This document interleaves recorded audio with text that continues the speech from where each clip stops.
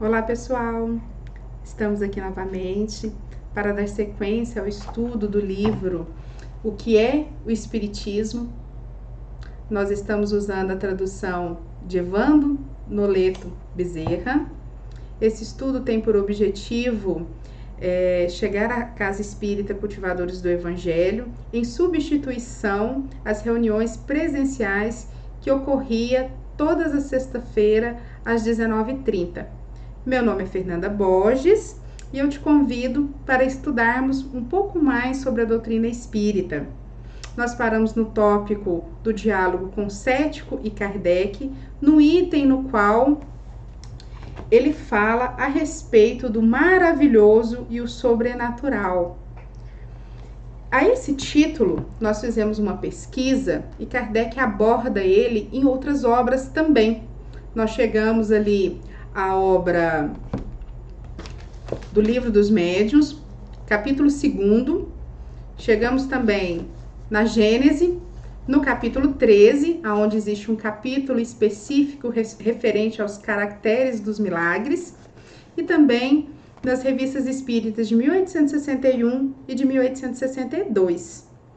O maravilhoso e o sobrenatural não é incentivado pela doutrina espírita como muitos acreditam ser. Na realidade, ele é combatido.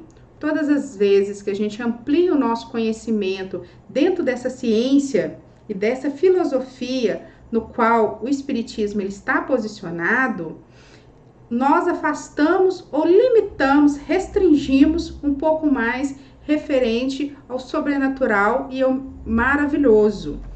Então, nós buscamos, a princípio, entender o que Kardec fala para nós a respeito do sobrenatural, do maravilhoso. Na Revista Espírita de 1862, janeiro, ele responde a um artigo do espírito Sr. Guizot, vou ler assim, não sei se a tradução é essa, mas Sr. Guizot, ele escreveu um artigo em dezembro de 1861, no qual Kardec respeita pela inteligência desse espírito, mas ele faz algumas reflexões, ressalta alguns pontos com referência a esse sobrenatural. Então, ele coloca aqui para nós, já no início desse artigo, sobrenatural significa o que está acima da natureza, fora das leis da natureza. O sobrenatural, propriamente dito, não estaria submetido às leis. É uma exceção, uma derrogação das leis que regem a criação. Numa palavra, é sinônimo de milagre. Então, olha só, sabendo que o sobrenatural é sinônimo de milagre, vamos lá entender também, agora a gente vai buscar o recurso da Gênese, nesse capítulo 13, a qual nós fizemos referência, sobre o que vem a ser o milagre.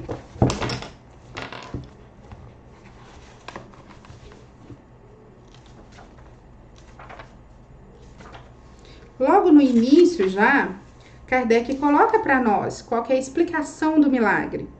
Em sua acepção etimológica, o termo milagre, de mirare, admirar, significa admirável, coisa extraordinária, surpreendente. A academia definiu essa palavra, um ato do poder divino, contrário às leis conhecidas da natureza. Então, sabendo o significado do sobrenatural, que refere ali o milagre, fica mais fácil para a gente entender o que é que a gente vai estar lendo nesse capítulo, nesse tópico. O maravilhoso e o sobrenatural. O cético faz a seguinte indagação a Kardec. O espiritismo tende, evidentemente, a fazer reviver as crenças fundadas no maravilhoso e no sobrenatural. Ora, no século positivo em que vivemos, isso me parece difícil, porque é exigir que se acredite nas superstições e nos erros populares, já condenado pela razão. Então, o cético traz aqui uma afirmativa e trava ali um diálogo referente, né? Ele se refere ali ao século do positivismo, século positivo no qual vivia. Que época que foi escrito esse livro? Esse livro foi escrito em 1859, meados ali do século XIX, aonde estavam se vivendo esse século positivismo, né? O século positivo. O que significa isso? Ele se refere a um momento histórico na França, cuja corrente filosófica que surgiu nesse começo do século XIX, idealizada por Auguste Comte, o positivismo é uma doutrina, né, uma filosofia, uma sociologia, uma política, e propõe a existência humana a valores completamente humanos. Ou seja, a existência humana, ela tem valores, ela é regida por valores humanos, né? Não se acreditava em nada além ali da matéria. Era uma ciência totalmente materialista. Nesse aspecto, e aí é uma opinião minha, nós não caminhamos muito. A ciência ainda é uma ciência muito materialista. Então, assim, eles ainda não conseguiram considerar a ciência que trouxe para nós o espiritismo, que vai além daquela matéria que nós podemos perceber com os nossos 5 sentidos. Então, eles achavam, né, nesse século do positivismo, que tudo que fugia à ciência, à compreensão da ciência, ao que ela entendia, ao que ela explicava, tudo aquilo que fugia à explicação da ciência, não tinha valor, não tinha peso, não era legal de considerar. E aí, Kardec vai lá no Livro dos Médiuns, em 1857, antes desse livro que a gente está lendo aqui, e ele coloca para nós, já no primeiro capítulo, que ele fala, segundo capítulo, desculpa, o maravilhoso e o sobrenatural, e ele faz as seguintes indagações para nós, ó. O que é, pois, o maravilhoso segundo vós? O que é o sobrenatural? Que entendeis por sobrenatural? O que é contrário às leis da natureza? Conheceis, pois, tão bem essas leis, que vos é possível assinalar um limite ao poder de Deus? Pois bem, então provai que a existência dos espíritos e suas manifestações são contrárias às leis da natureza, que não é e nem pode ser uma dessas leis. Então, Kardec aqui vem falando para nós, vem chamando a nossa atenção. É contrário à lei da natureza, então não tem validade. Mas e aí, nós conhecemos toda a extensão das leis naturais, todas as extensões das leis de Deus? Nós somos conhecedores de tudo, em sua totalidade? Aquilo que a gente está vendo é suficiente? Não tem nada além daquilo que a gente está vendo? Então, esse diálogo que ele trava com essa época histórica e que vai influenciar nessa leitura que a gente vai fazer aqui do que é o Espiritismo. Vou repetir o que o cético afirmou, para a gente poder seguir com o diálogo aqui de Kardec. O Espiritismo tende, evidentemente, a fazer reviver as crenças fundamentadas no maravilhoso e no sobrenatural, afirmativa do cético.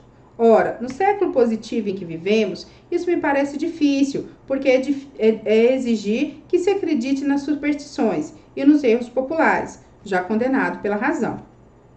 Allan Kardec fala o seguinte: uma ideia só é supersticiosa quando falsa.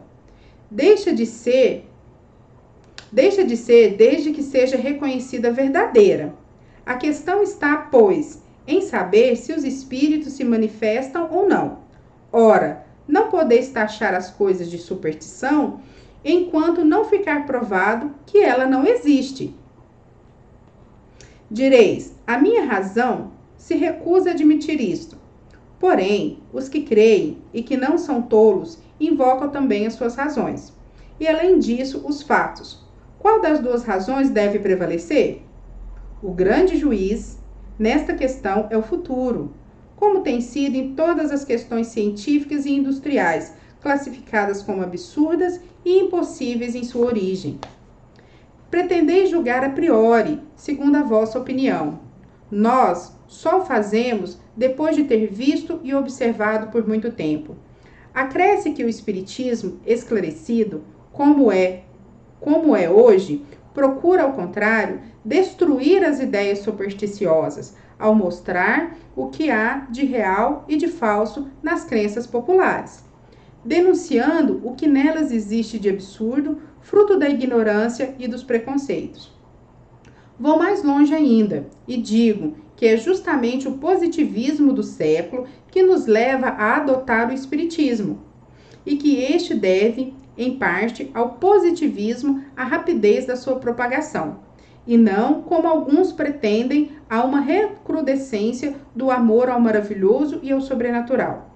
O sobrenatural desaparece à luz do facho da ciência, da filosofia e da razão, como os deuses do paganismo desaparecem ante o brilho do cristianismo. Sobrenatural é tudo que está fora das leis da natureza. O positivismo nada admite que escape à ação dessas leis, mas, porventura, ele as conhece todas?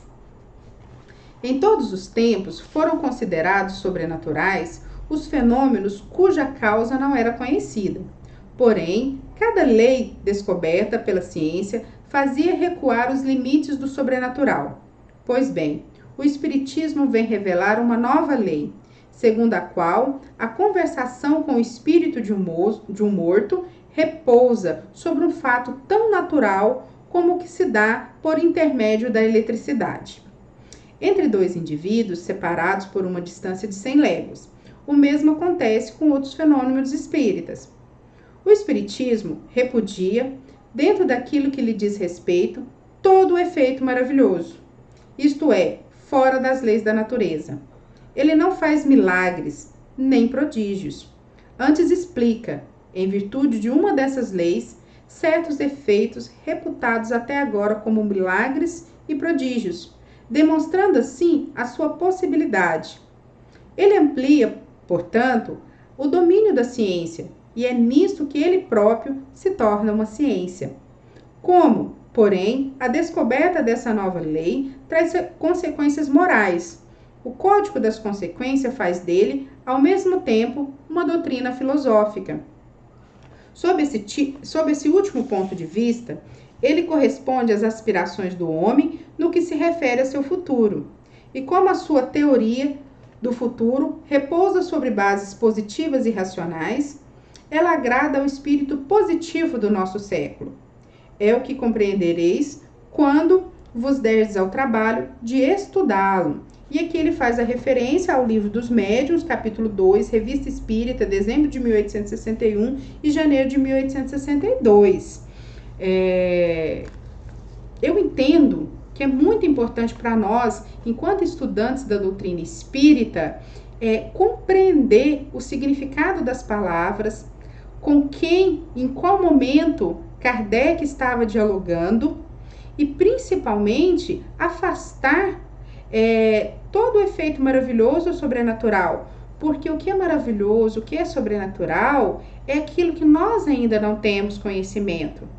Houve uma época em que havia ali quase que o século era o século da ignorância, da falta do conhecimento, da falta de recurso de explorar o universo, da falta de recurso de ter ali, de explorar o microcosmo, o macrocosmo, né? Então eles não sabiam, eles não entendiam, e tudo aquilo que fugia à sua capacidade de compreensão foi dado o nome como sendo efeitos maravilhosos, como sendo fenômenos sobrenaturais. E não existe aqui um fenômeno sobrenatural. Não porque Deus não possa fazer, porque Ele pode, né? Ele é todo poder. Porém, Ele não vai derrogar as suas próprias leis. São essas leis que mantêm a estabilidade e a harmonia do universo. E Ele a respeita. E nós, quando taxamos algo de sobrenatural, na realidade é porque nós ignoramos as suas causas e estamos só ali vendo e observando o efeito. Eu quero encerrar esse vídeo fazendo algumas considerações, né, que tá aqui no livro dos espíritos, tá no livro dos médiuns, no item 10, ele fala para nós o seguinte: aos olhos daqueles que olham a matéria como uma única força da natureza, tudo o que não pode ser explicado pelas leis da matéria é maravilhoso ou sobrenatural. Ou seja, precisamos expandir ali a nossa capacidade de conhecimento e percepção e aceitar que existe uma matéria, existe uma vida que vai além dessa que nós temos capacidade de perceber enquanto encarnados e utilizando dos 5 sentidos que nós temos. E aí, se a gente caminhar um pouco mais, ele vai falar aqui para nós, ó, no item 12. Em lógica elementar, para se discutir uma coisa, é preciso conhecê-la, porque a opinião de um crítico não tem valor senão quando fale com perfeito conhecimento de causa. Só então sua opinião, ainda que errônea, pode ser levada em consideração. Mas de que peso é ela sobre uma matéria que não conhece? Então, nós precisamos conhecer o Espiritismo, até mesmo para poder saber defendê-lo quando necessário, defendê-lo no sentido, não que ele precisa da nossa defesa, né? Mas para poder dialogar com aquele que chega perto de nós com dúvidas, aqueles que chegam como crítico, como cético. Então, nós precisamos conhecer aquilo que nós estamos falando, aquilo que a gente está vivenciando, aquilo que a gente já aceitou. A gente precisa aprofundar no conhecimento para não colocar tudo na conta do maravilhoso e do sobrenatural. E avançando mais um pouco, no item 13, ele fala para nós: lede, observai e o sabereis. Toda ciência não se adquire senão com o tempo e o estudo. Ora, o Espiritismo, que toca nas mais graves questões da filosofia e todas as ramificações da ordem social que abarca, ao mesmo tempo, o homem físico e o homem moral, é ele próprio toda uma ciência, toda uma filosofia, que não pode ser aprendida em algumas horas, como todas as outras ciências, né?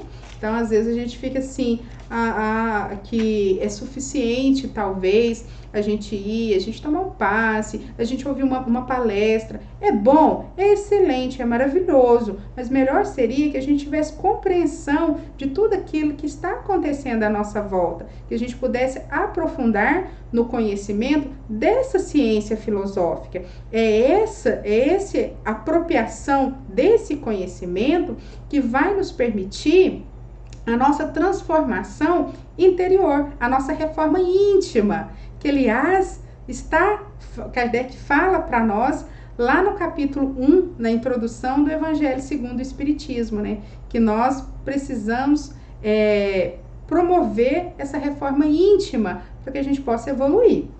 E aí, para finalizar, no item 14, ele traz para nós aqui algumas proposições e eu quero trazer 3 delas para nós.